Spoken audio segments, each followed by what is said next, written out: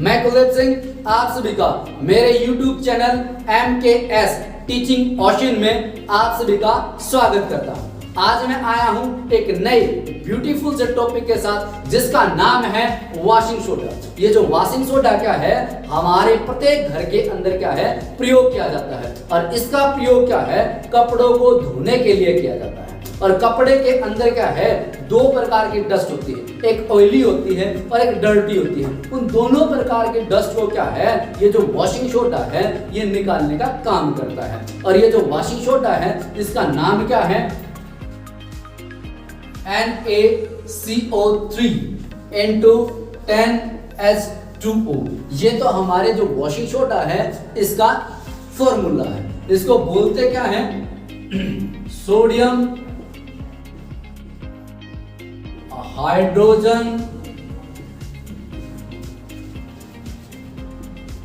Deka hydrates. ये क्या होगा हमारे पास सोडियम हाइड्रोजन डेका हाइड्रेट। ये डेका हाइड्रेट किस लिए आया, हमने सीधा का सीधा बोला sodium carbonate into 10H2O।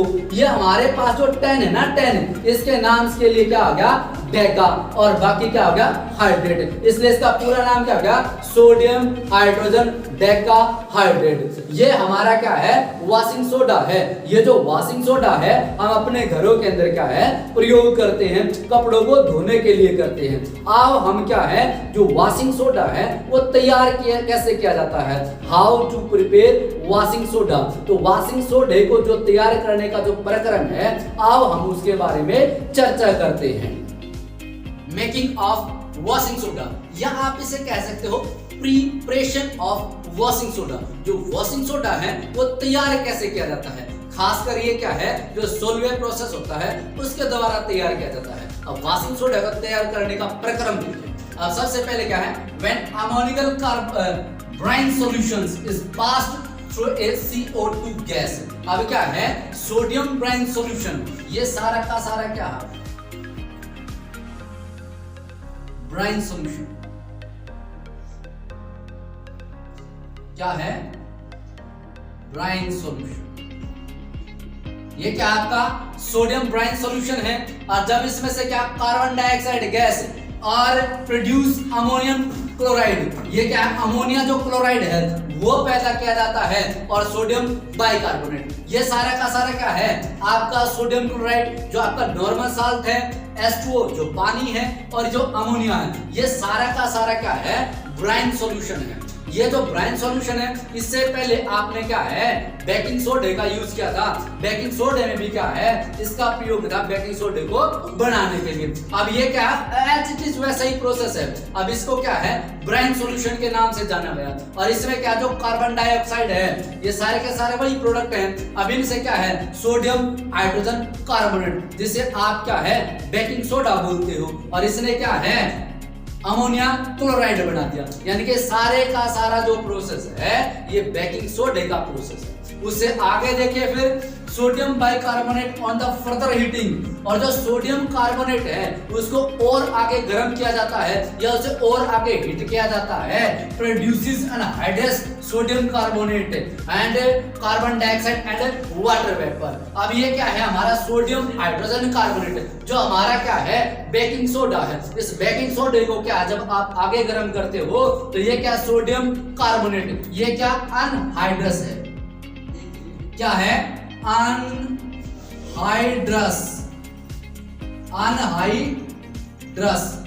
Anhydrous भी बोल सकते हो या आप इसको बोल सकते हो ड्राई। ये क्या हो गया सोडियम कार्बोनेट अनहाइड्रस या शुष्क सोडियम कार्बोनेट हो गया और इसके अंदर जो पानी था ना वो पानी बाहर निकल गया और जो कार्बन डाइऑक्साइड है वो बाहर निकल गई। इसलिए बोलते हैं जो आपका बेकिंग सोडा है उसको और आगे गर्म कर दिया और आगे गर्म करने के बाद इसने क्या है सोडियम कार्बोनेट या अनहाइड्रस क्या है और ड्राई क्या है सोडियम कार्बोनेट बना दिया और क्या जो पानी है और कार्बन डाइऑक्साइड को बाहर।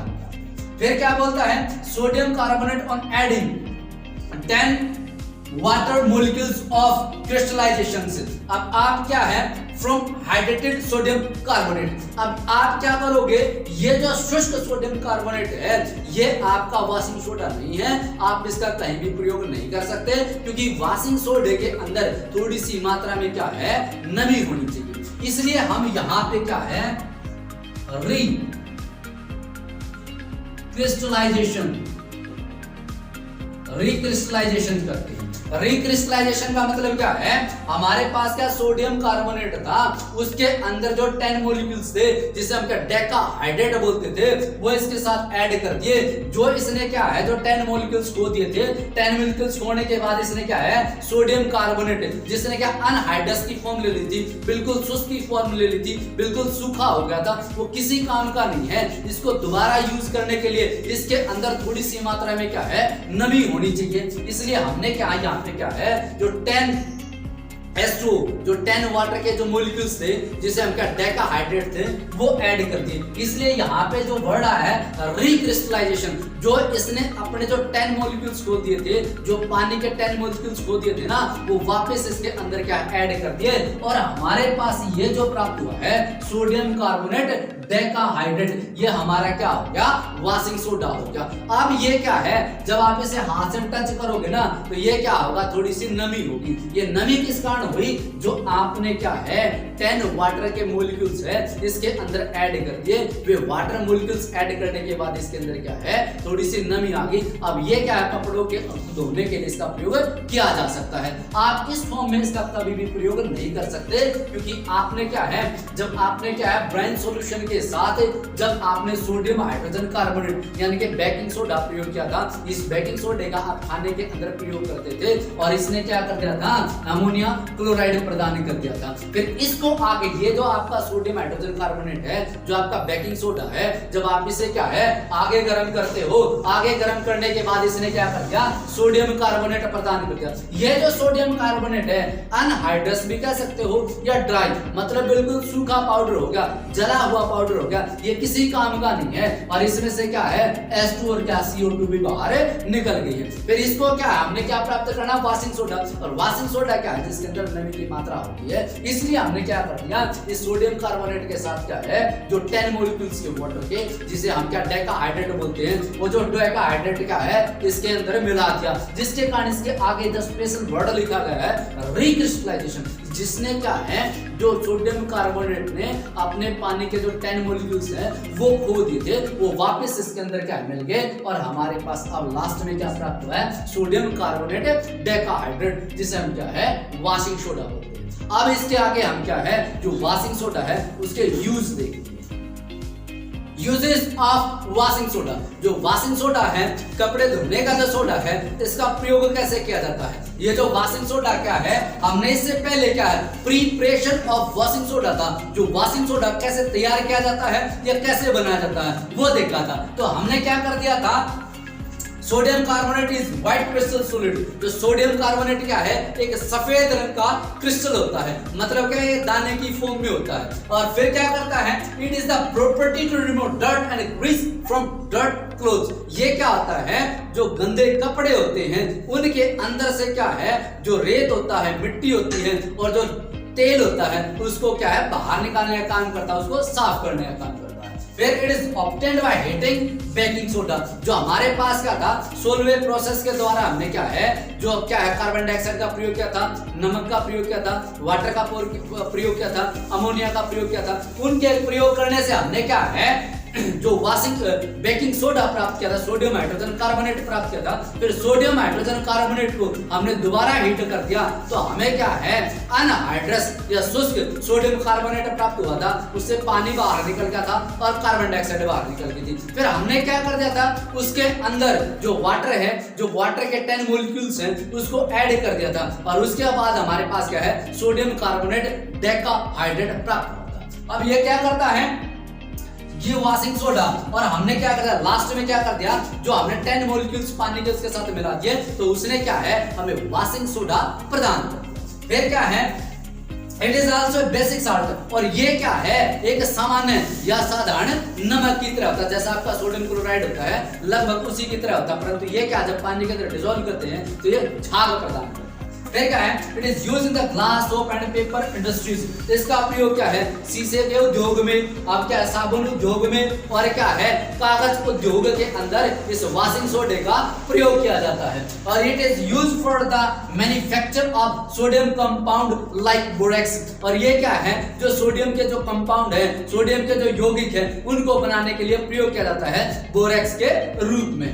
फिर ये क्या है, it is also removes permanent hardness of water. जो पानी के अंदर जो स्थायी कठोरता होती है, जैसे आपका क्या है, जो खारा पानी है, खारा पानी के अंदर क्या है, स्थायी कठोरता होती है। जब पानी के अंदर, इस खारे पानी के अंदर इसका प्रयोग किया जाता है तो ये झाग प्रदान नहीं करता। जब तक ये झाग प्रदान नहीं करता तब तक ये क्या करता है, ये कपड़े के अंदर जो डर्ट है, जो मैल है, उसको दूर नहीं कर सकता। तो इसलिए क्या है, जो पानी के अंदर जो परमानेंट हार्डनेस होती है, वो जो परमानेंट हार्डनेस है वो बनी रहती है। तो उसको दूर करने के लिए हम क्या है, डिटर्जेंट का प्रयोग करते हैं। ये डिटर्जेंट क्या करता है, जो पानी के अंदर जो परमानेंट हार्डनेस होती है उसको दूर करने का काम करता है। और जैसे ही वो दूर हो जाती है तो पानी क्या करता है, पानी के अंदर डिजोल्व करते हैं, झाग प्रदान करने लगता है। जैसे ये झाग प्रदान करेगा तो कपड़े के अंदर से जो डर्ट वगैरह वो सारे के सारे दूर हो जाएंगे।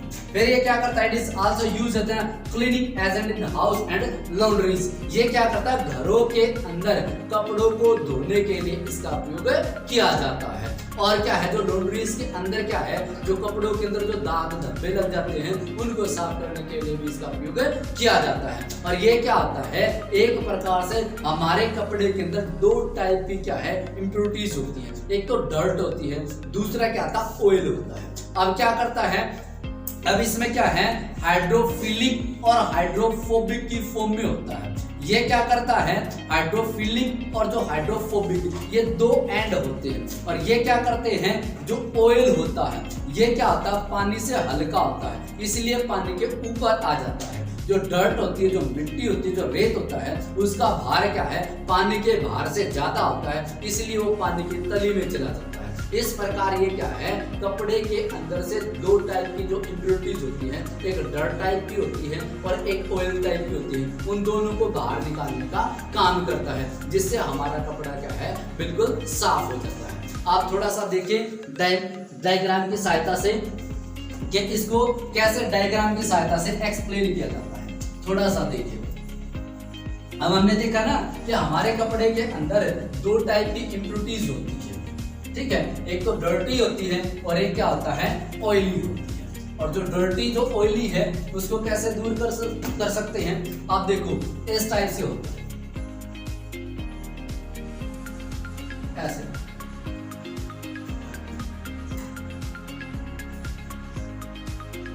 ये एक्सेप्ट में क्या होता है, ये ऐसे करके होता है। ये क्या आता है, ये वाला हाइड्रोफिलिक एंड, और ये क्या होता है, ये वाला हाइड्रोफोबिक एंड। ये क्या होता है, इसको आप ऐसा ही बोल सकते हैं, ये क्या होगा, हेड, और ये क्या हो गया, टेल। ये क्या होता है, ये हेड हो गया और टेल हो गया।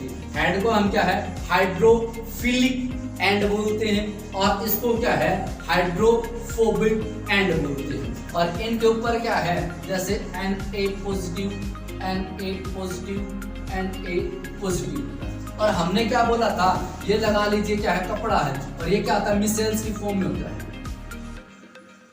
ठीक हो गया, मिसेल्स की फॉर्म में होता है। और हमारा जो कपड़ा है तो उसमें के अंदर से क्या है, दो टाइप की डर्ट थी, एक तो कौन सी थी, ऑयली थी, और दूसरी क्या थी, डर्टी थी। अगर ऑयली होंगी तो सारी के सारे क्या है, ऊपर आ जाएंगे, सारे इधर ऊपर आ जाएंगे, क्योंकि जो ऑयल होता है, जो तेल होता है, वो क्या करता है, पानी से हल्का होता है, और पानी से जो हल्का होता है तो पानी के ऊपर तैरता है, इसलिए जो पानी के जो ऊपर वाली लेयर है उसके ऊपर से ऊपर आ जाता है। तो कपड़े के अंदर से जो ऑयली इम्प्योरिटीज होती है उनको साफ करने का काम करता है। दूसरे हमारे कपड़े के अंदर से जो डर्ट होती है उनको साफ करने का काम करता है। तो वो जो डर्ट होती है वो पानी से क्या भारी होती है, इसलिए पानी के तली में चिप जाते हैं। ये जब तक ये साफ नहीं हो सकते, जब तक पानी के अंदर जो साबुन है या डिटर्जेंट है या सरफ है, घुलने के बाद जो झाग प्रदान नहीं करता है। जब तक यह झाग प्रदान नहीं करता तब तक ये कपड़े के अंदर से जो ऑयली डर्ट है और क्या है जो